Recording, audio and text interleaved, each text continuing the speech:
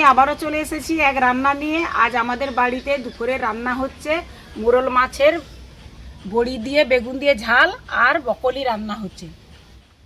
মোরলা মাছটা আমি ধুয়ে নুন হলুদ মাখিয়ে রেখেছি। এবারে আমি কেটে নেব বকলিটা। ফুলকপি তো সবসময় খাওয়া হয়, ঠিক ফুলকপির মতোই দেখতে। ফুলকপির থেকে এর কিন্তু গুণমান অনেক, আর এটা খেতেও ভালো লাগে। আমরা ব্রকলির এইগুলো একটু ছালটা তুলে নেব, নাহলে সিদ্ধ হওয়ার সময় খুব শক্ত লাগে। এইগুলো তাড়াতাড়ি সিদ্ধ হয়ে যাবে, কিন্তু এগুলো সময় লাগে। এই জন্য আমরা এইগুলোকে এরকম ছাল তুলে নেব।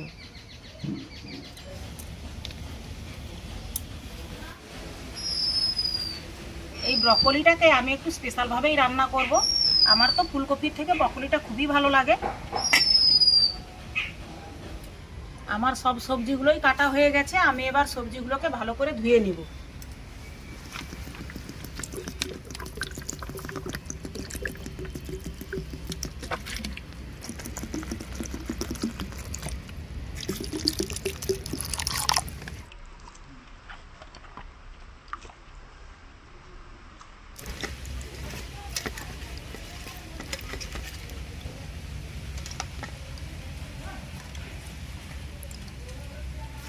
আমার এই বকলির স্পেশাল কারিতে আমি আলু দেব না, তোমরা চাইলে আলু দিয়ে বানাতে পারো। আমার যেহেতু অনেকটাই বকলি আছে, আলু লাগবে না, এতেই হয়ে যাবে। বন্ধুরা, আমরা এবার মশলাটা করে নেব।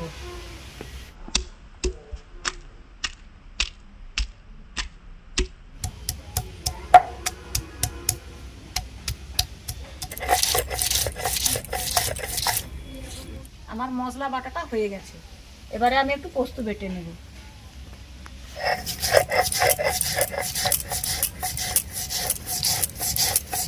ওটাও আমার বাটা হয়ে গেল। এবারে আমি আবারও পোস্ত, সরষে আর জিরা একসঙ্গে বাটবো। এটা আমরা মোরলা মাছের মশলা করছি, এটা দিয়ে রান্না করব মাছটা।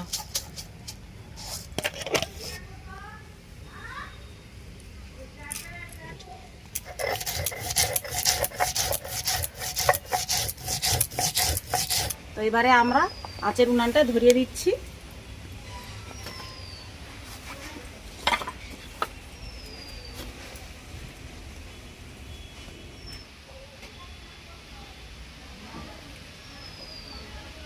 উনানটা ধরে গেছে আমার। এবার আমি কড়াটা বসিয়ে দিই। কড়াটা গরম হয়ে গেছে। আমি এবার কড়ার মধ্যে সরষের তেল দিয়ে দিই।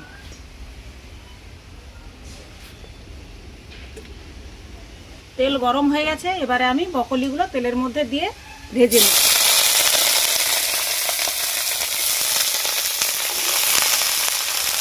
এর মধ্যে আমি অল্প পরিমাণ লবণ দিয়ে দিই, 1/2 চামচের মতোই লবণ দিই, আর 1/2 চামচের মতো হলুদ গুঁড়ো দিয়ে দিই।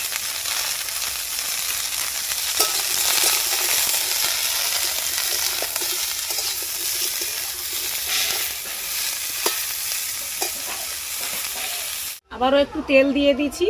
এবারে দিয়ে দিব 5 ফোড়ন, দিয়ে দিব পেঁয়াজ কুচি,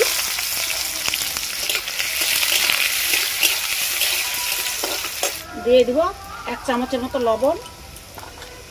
এর মধ্যে দিয়ে দিব আদা রসুন বাটা, কাঁচা লঙ্কা কুচি, টমেটো কুচি,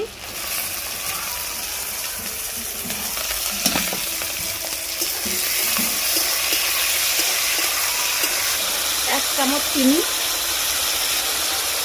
1 চামচ, 1.5 চামচের মতো ঘি। এবারে দিয়ে দিব পোস্ত বাটাটা।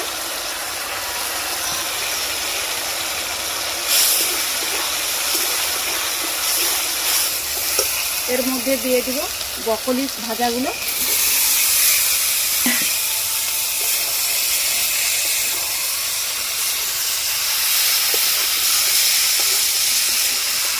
এর মধ্যে দিয়ে দিব মটরশুঁটি,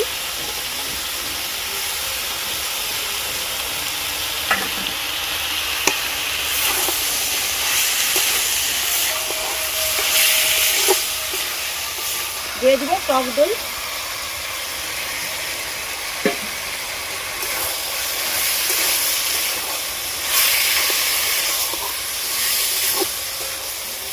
আমার মশলা আর ব্রকলি কষা হয়ে গেছে। আমি এবার ব্রকলিটা সেদ্ধ হওয়ার জন্য আমি জল দিয়ে দেব।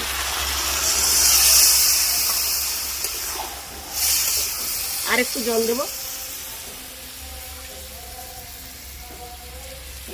বন্ধুরা, আমার ব্রকলি স্পেশাল কারিটা হয়ে গেছে। আমি এবার নামিয়ে নিচ্ছি।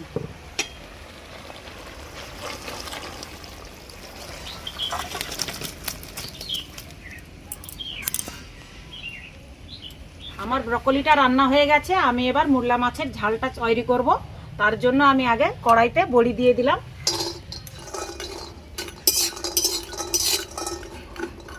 এবারে আমি তেল দিয়ে দিব।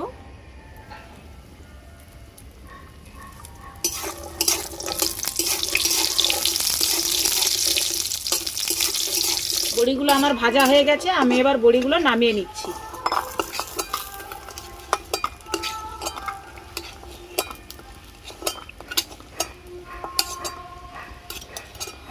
ওই তেলেই আমি এবার মাছগুলো ভেজে নেব।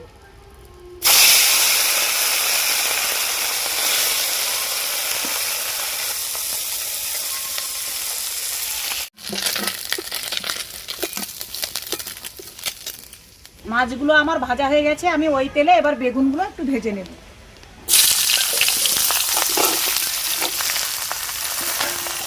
বেগুনের মধ্যে সামান্য পরিমাণ লবণ দেব আর একটু হলুদ গুঁড়ো দেব।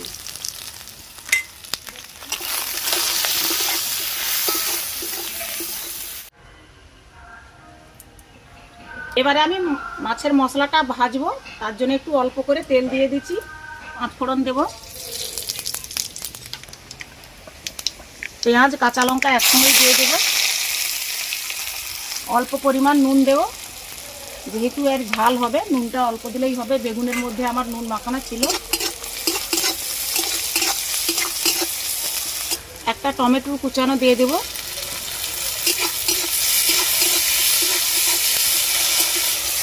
আমার পেঁয়াজ টমেটোটা ভালোভাবে ভাজা হয়ে গেছে। টমেটোটা একদম গলে গেছে। এর মধ্যে আমি জিরা সরষে পোস্ত বাটাটা দিয়ে দেব।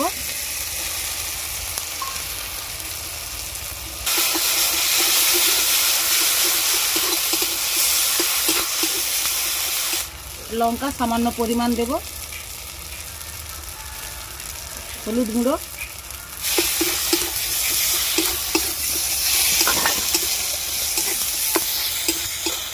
একটু জল দেব।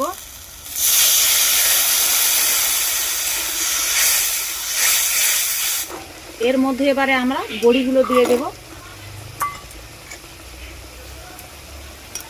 বেগুনগুলোও দিয়ে দেব।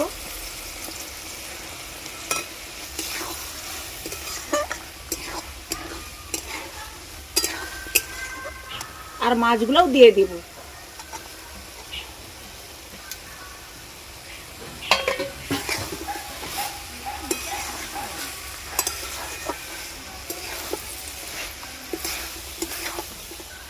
এবারে আমি জল দিয়ে দেব।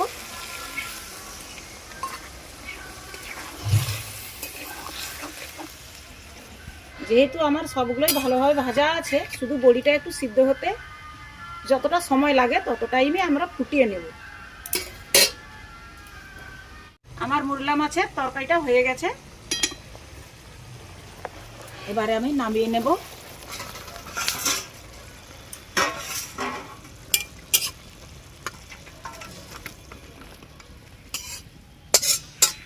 এটা দিয়েই আমরা দুপুরে খাওয়াটা সেরে নেব। তো বন্ধুরা, দেখো আমার রান্নাটা কেমন হচ্ছে, আর দেখে তোমরা অবশ্যই কমেন্ট করে জানাবে। তো বন্ধুরা, আমরা তো রোজই রান্নার ভিডিও দেখাবো। আমাদের রান্না এভাবে চলতেও থাকবে। তোমরা যদি সবসময় দেখতে চাও অবশ্যই চ্যানেলটিকে সাবস্ক্রাইব করবে। আর সাবস্ক্রাইব করে থাকলে যা নতুন নতুন ভিডিও তোমাদের ফোনে আগেই যাবে। দেখা হচ্ছে তোমাদের সঙ্গে পরের ভিডিওতে। তো আজকের মতো আসি, টাটা। সবাই ভালো থাকবে।